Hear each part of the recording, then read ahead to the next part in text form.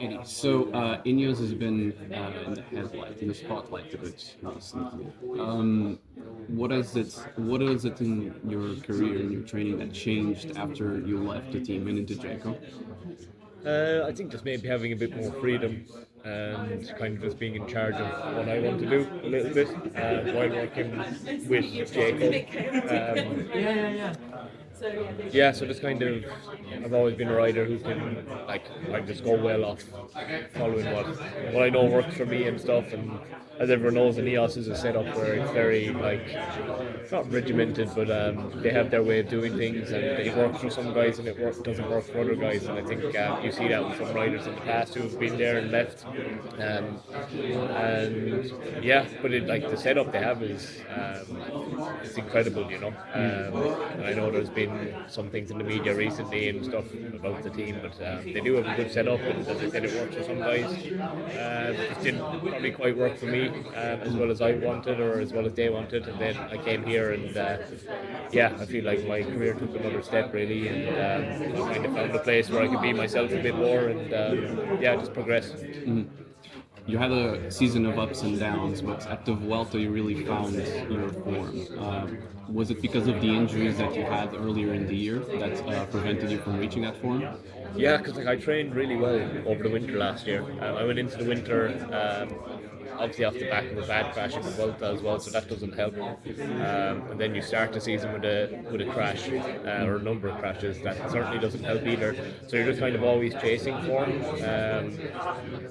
And I always knew I could get to a level where I could be competitive in these races. It's just I never got the run of training or well, no, training was never an issue. Never just got the run of racing that I needed to build on top of the training I had done. It was always just kind of taken away or through crash or illness. And thankfully, to Vuelta, I had from the Nationals in June. I had a good run of racing. I did Tour of Austria after that. Went up a level, did 2 1 days in Spain, then Burgos, then went into Vuelta, and I just had a good run where everything just kind of clicked into place. And thankfully, there was something to show for it after the Vuelta. If you manage to keep the good form that you had at the end of the Vuelta throughout an entire Grand Tour next year, how do you think? How high can you reach?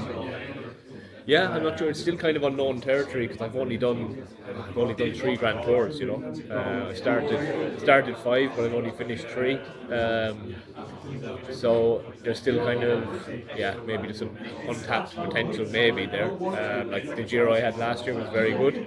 Up until 2 days to go, I think I was fourth in GC. Fortunately, got sick, dropped a few places. But then again in the Vuelta, it was nice to get stronger in that third week and actually perform, you know, and win a stage. So yeah, I guess if you look at those 2 Grand Tours, if you put the two of them together, it's actually quite a quite a good result. But yeah, I think next year will be an interesting year just to see how that unfolds. If I get another crack off one and see what I can do. As I said, if I can hold that form at the end of the Vuelta, yeah, for sure, I think a top 10 and being competitive in a Grand Tour is possible. And who knows what after that, you know. Yeah, have you already decided which Grand Tours you're going to race? Not quite yet. I might get the chance to start the tour next year, which would be nice, and see how that goes. Then obviously if that happens, you can Vuelta after as well. But yeah, at the minute it's looking like the tour might be on the cards.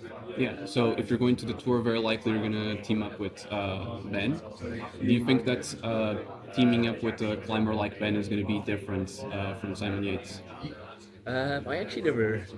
I only did a few races with Yatesy actually. Never did a Grand Tour with him, but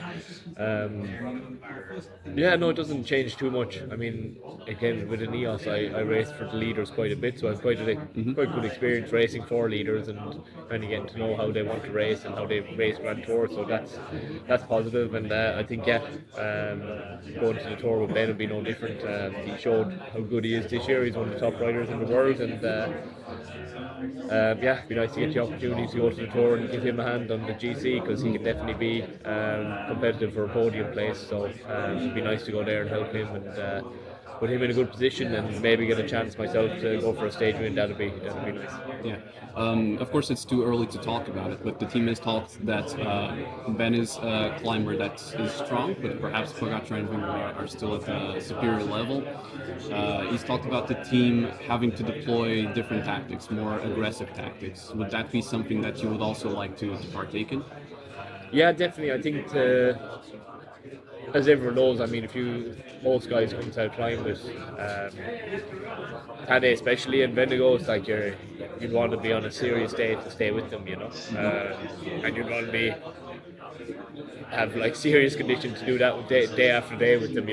Someone might do it once off, but someone might be able to do it day after day. And so I think teams are going to have to start putting these likes of UAE and Jumbo under pressure in these races. I think you've seen it in Lombardia this year. There was quite a big breakaway went up the road with good quality bike riders and put them under a good bit of pressure. They had to burn their team quite early, and I think that's the way racing is going to go now. If you want to win, you have to change tactics because, as I said, I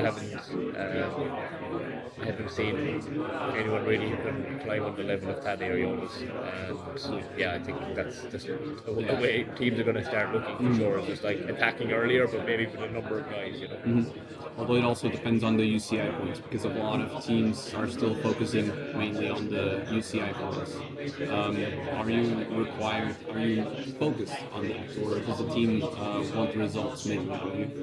No, obviously it's important to get the UCI points, but I think we had a really solid year this year, and last year we had a solid year in terms of UCI points, so it puts us in a good position for next year. But the main thing for any team is they're winning bike races, and obviously this UCI rankings thing it's there. We have to be aware of it, but at the end of the day, the aim for any team is to go in and win bike races, get results, and just be performing. And obviously, if you can do that and you do that consistently, UCI points just naturally come with that. Of course.